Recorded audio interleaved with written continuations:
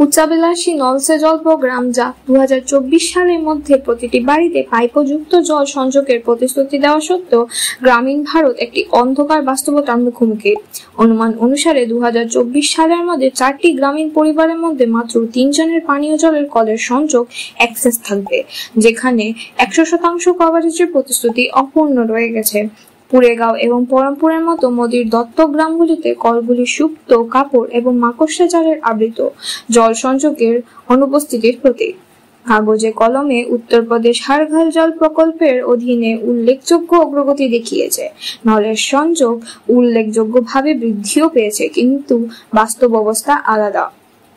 অনেক গ্রামে পাইপ লাগানো আছে কিন্তু জল নেই, ফলে বাসিন্দাদের নিত্য প্রয়োজনীয় জিনিসপত্রের জন্য সংগ্রাম করতে হয়। ভূগর্ভস্থ জল, যা প্রায় একমাত্র উৎস, দূষিত এবং পানের অযোগ্য, ফলে যোগাপুরের মতো সম্প্রদায়ের স্বাস্থ্যের ঝুঁকি তৈরি করে। পাশের গ্রাম থেকে জল আনার চেষ্টা সত্ত্বেও পরমপুরে কৃষ্ণাবতী দেবীর মতো মহিলাদের জন্য প্রতিদিনের অগ্নি পরীক্ষা বেশি কঠিন। সীমিত প্রাপ্তি, এমনকি মাসিক চলাকালীন নিত্যদিনের কাজগুলো কঠিন করে তোলে সরকারের প্রতিশ্রুতি সত্ত্বেও। কার্যকর এবং টেকসই সমাধানের জরুরি প্রয়োজন তুলে ধরে পানির সংকট রয়ে গেছে।